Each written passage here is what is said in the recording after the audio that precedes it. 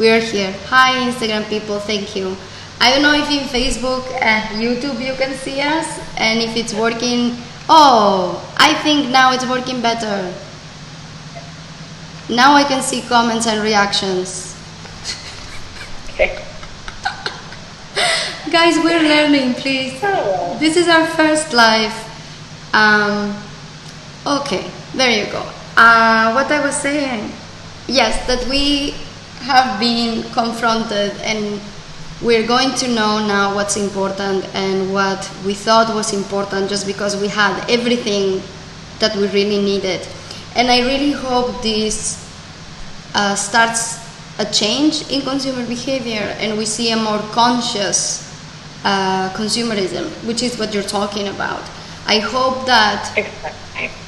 I think this is going to start by, oh god damn it, I don't have as much disposable income anymore, so I'm going to start spending my money wisely. So it's going to start from a very practical approach. But I really hope that this evolves into a, do I need this, do I not need this, and I hope it stays with us and people start choosing to consume less and consume better, that we don't throw away food, that we don't throw away clothes. Seen like a little bit of that happening over the past couple of years, like with the whole Marie Kondo wave and the Scandinavian minimalist wave. I have a problem. I have a issue with Marie Kondo, that when people go and do a full Marie Kondo and they get rid of the 90% of their stuff, what happens with this stuff that you get rid of? You know what I mean? I think it should be a process.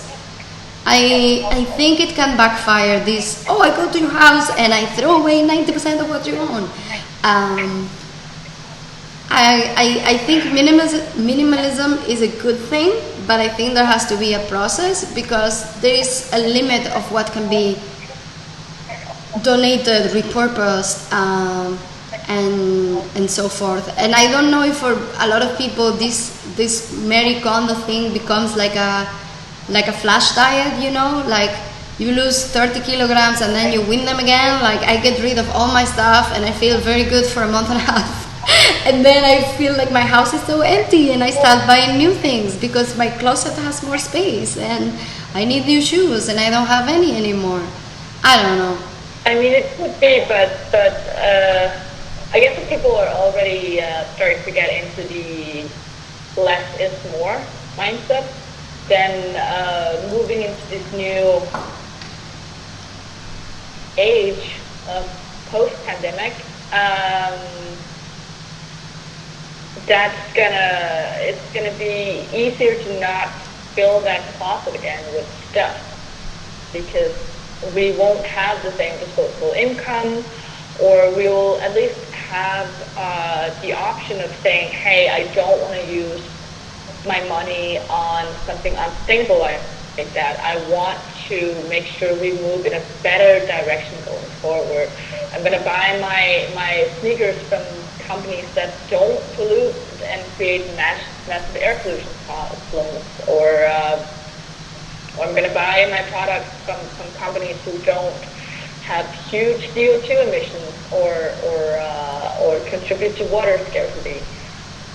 So I think I personally am a Marie Kondo fan. I don't know what the long-term effect of doing the Marie Kondo diet is, if you'll just like bounce back and then start shopping again, or filling your house with stuff. But I think it can be like a good start to. No, I think it's a very needful movement, the minimalism.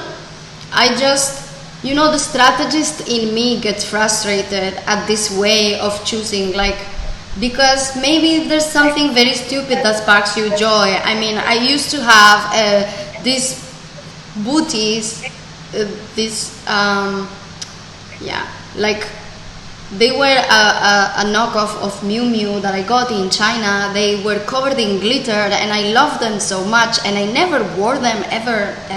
The glitter was coming everywhere, but this booties sparked all the joy, like a top level joy, and I kept them for forever until they got super ruined. Mona, they say that there's an echo when you speak. So I don't know. So I think minimalism is important, but then I would like a version of Marie Kondo that it's more like a sergeant and says, you're gonna use this, you're not gonna use this. You have 3 t-shirts that are exactly the same, choose one. You know, like with a little bit more of purpose. Like, I don't know. And then see what can you do with the things that you're getting rid of so that they don't go to waste. Because in the show we just see them putting them in big bags and getting them out of the house. So yeah, I say like, I understand this is not very fun for a TV show, like somebody showing you how to design a closet so you can get more use out of it. But I would like people to do minimalism with a more practical approach, because I really would like people to stop buying things they don't need. To not buy the extra 90% to start with, yeah. Yeah. I don't know if Kaisu, can you hear? There's nobody watching now in Facebook. Okay, if somebody wants to do the research and start comparing which of the brands have better sustainability approaches and so on, what is the best way to know which brands people should be buying from?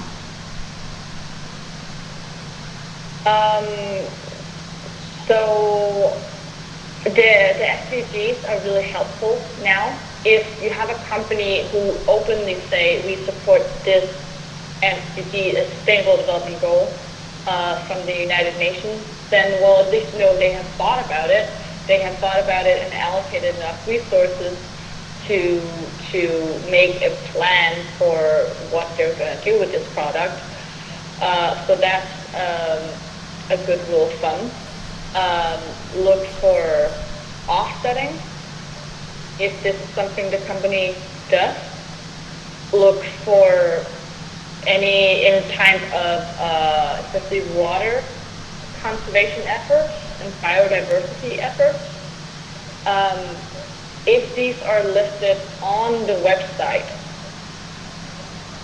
then there will usually be a reference to some sort of standard, some sort of environmental standard or organization that will have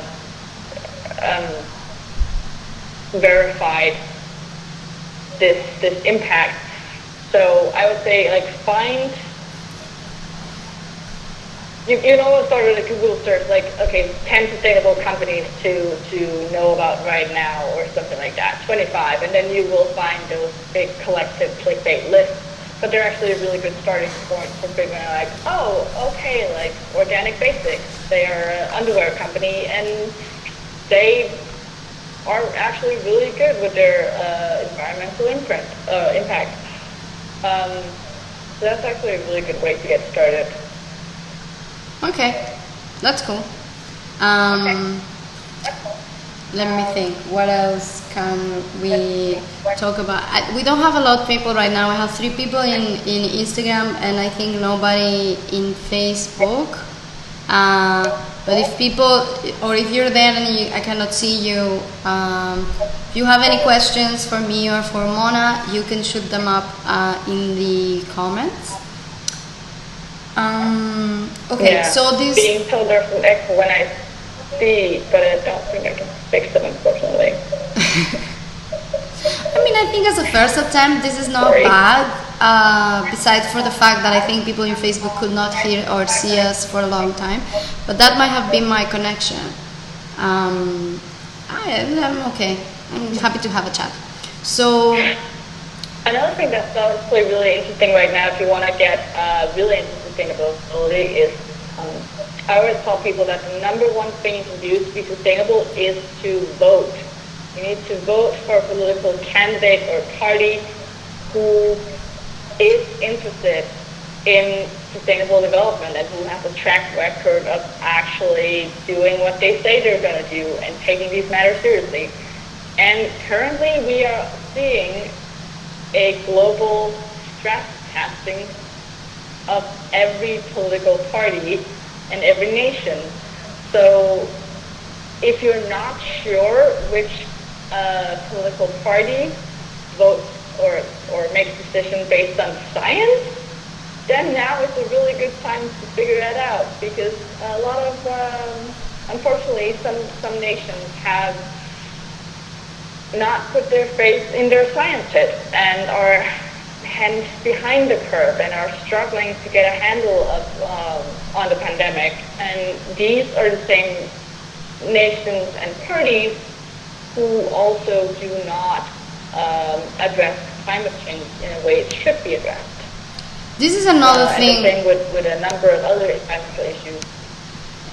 But not only with, climate change, but not only, I think something else that we're seeing and that I find very interesting when we're talking about behavioral patterns. I think in the last decades, there's like a more tendency towards individualism, like people are looking inwards for answers and we trust ourselves first and nobody else. And there's a lot of people who do not really trust the governments. They will always question the governments, and they don't, we lost this respect for authority, whatever, because we only trust number one, right? And then we are seeing really clearly that in this pandemic, the countries where there is, let's say, a more authoritarian or centralized government that people trust are controlling this better than countries that maybe we have more freedom and we don't trust whoever is in charge. I think voting is very important, and we need to start thinking we need to get somebody up there that knows what to do, to the level that we can listen to what they say and follow. We just don't need somebody there to do what we want them to do. Yes, we want somebody that is aligned with our objectives, but you want the smartest, the best people there to tell you what to do. When the person who's in charge, you cannot trust them, and you're going to trust whoever getting on Facebook commenting more than your president or your prime minister. This is a problem, right? The people making the decisions should be the smarter people with the most information. Or at least the people making the decisions should be listening to the people who have the information. So luckily we have more options than totalitarian and, I'm just going to say, the U.S. There are things in between those way of governing and handling crises. So we are seeing a lot of countries where, for instance, Iceland, they just said, okay, we're going to listen to the scientists. What do we need to do? Bam, they implemented. Denmark as well. They were seeing a sharp increase in cases, and they had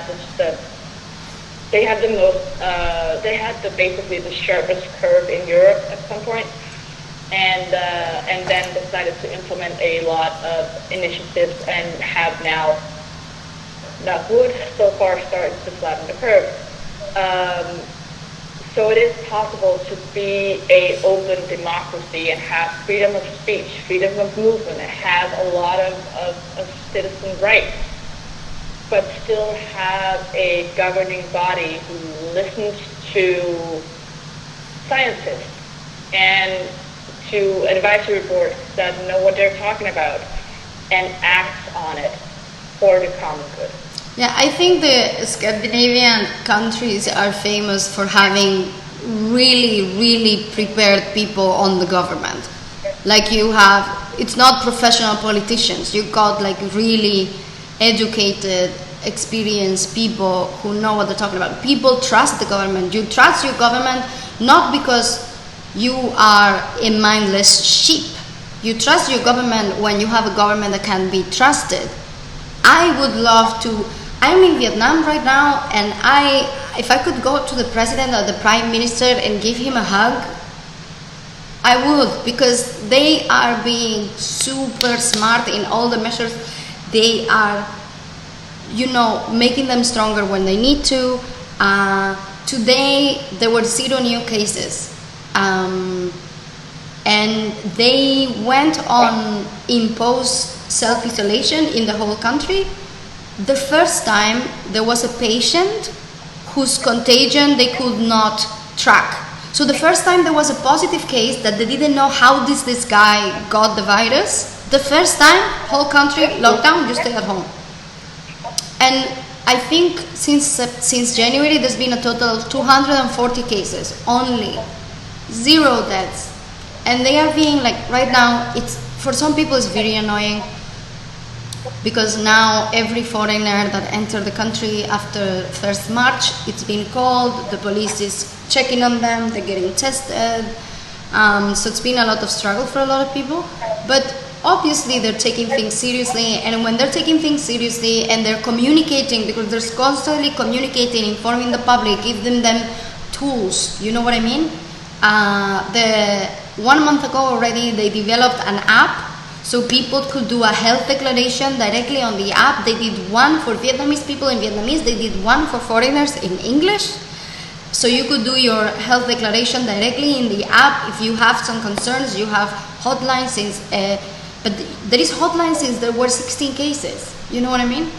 So wow. You can trust a government that does things right, okay?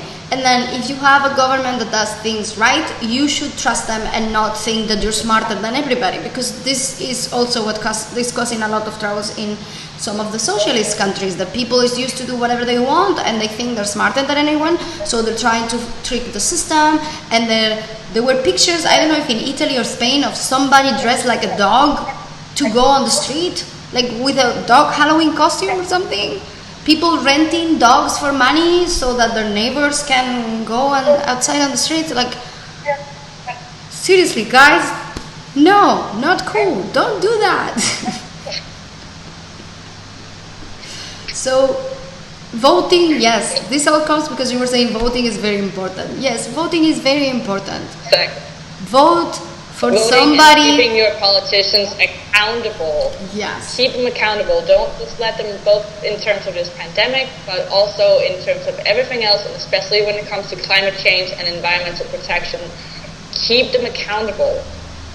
It's not enough to just say we're going to be a carbon neutral city or country by 50-50. Like, no, we need to see the progress. We need to see the results.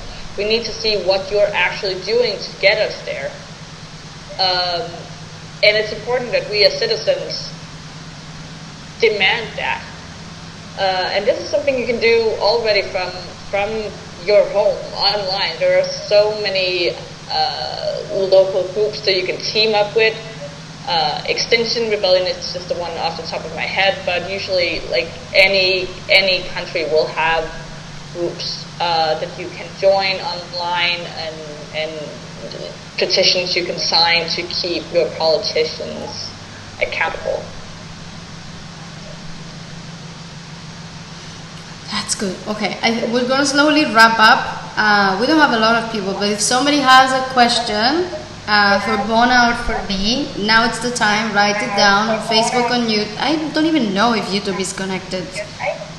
If YouTube or in Facebook or in Instagram, tell us the question and we'll answer it. But I think the takeaway I would like for people to get from this is, number one, guys, this is serious, this is for real. If you are in this, oh, I'm just chilling for 2 weeks until things go back to normal, snap out of it. There's no going back to normal. This is going to be a new thing. And how much the new thing sucks, it's going to depend on how we react to it. So if you can, start thinking about how can you adapt to this new thing, and how can you take the good bits that this is going to teach us, the learnings that this is going to teach us, and apply it to the life after the pandemic. I lost my train of thought. Yes, if you can't, because this is being too hard on you at the moment, that is fine. If you can, I will advise you to look for support or help, because this is likely going to get worse before it gets better. So if you're already getting a strong sense of anxiety, it's maybe good that you start looking into talking to somebody. I want to do one of these videos where we actually talk to a psychotherapist about this what kind of tools can we work on to help us cope with all of this uncertainty. But if you are going to need a little bit time to start thinking on how to adapt, I would advise to keep a notebook with you, and if you have an idea, just write it down.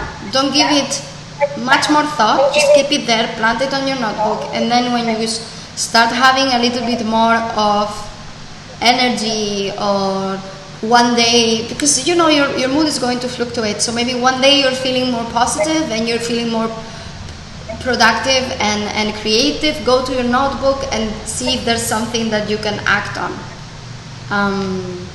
I don't know, that's all I have. Do you have any tips? I'd like to add something to that. Just also remember, things take time, and be gentle with yourself. Yes. I had to relocate when all this happened, and it took me a week from getting to the new place until I started recycling again. Now bear in mind, I've worked in the recycling industry for 5 years, so I've been preaching the gospel of the recycling bin for about a decade now, and I was just not dealing with recycling for a week. It was like, no, cannot, they simply cannot do that right now. And then slowly, like, okay, the bottle started going here, and the cans going there, and the paper, and now, 3 weeks in, I'm like, I have my things down. I am back in that routine of normal. And it will be like this with a lot of different things in your life, and that's okay. Things take time. Don't expect this to be over on Monday. Don't expect all of a sudden getting a call and someone telling you, okay, everything is normal now. It won't be. So get comfortable with the new normal and be kind with yourself, because this is going to be hard for everybody. Yeah. And, reach out. If we can be of any help, reach out to us. Mona, how can people reach out to you? Either find me on LinkedIn, just Google either Mona Jensen or something green. You should be able to find me there. Or send me an email at mona@somethinggreen.org, not com, but org. Okay, awesome. So that's Mona, and me. If you somewhat got here, you should know. I still don't know if this is going on YouTube or not. Or you can also reach me by email at adela@alonso-alonso.com. You can Instagram me or Facebook or YouTube. Now, bear with me.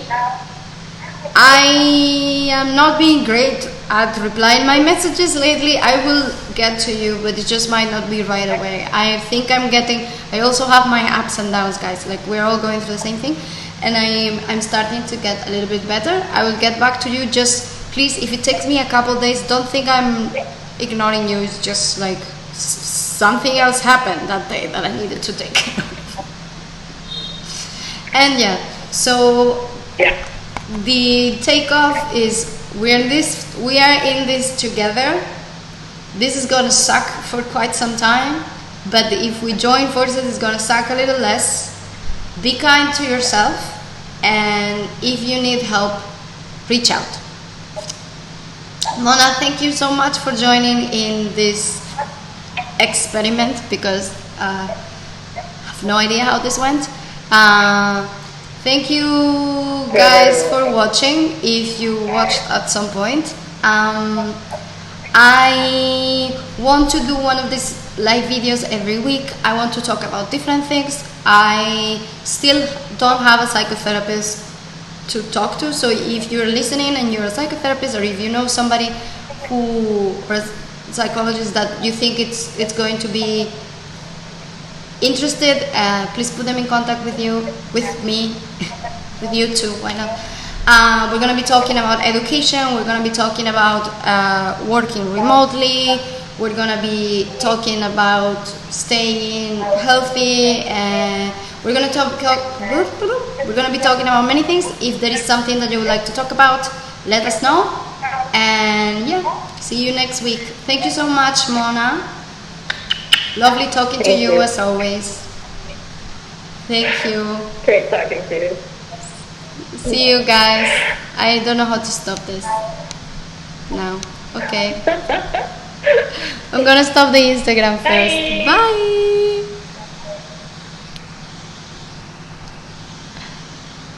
End video. Okay. I know how to stop this. Finish. End broadcast.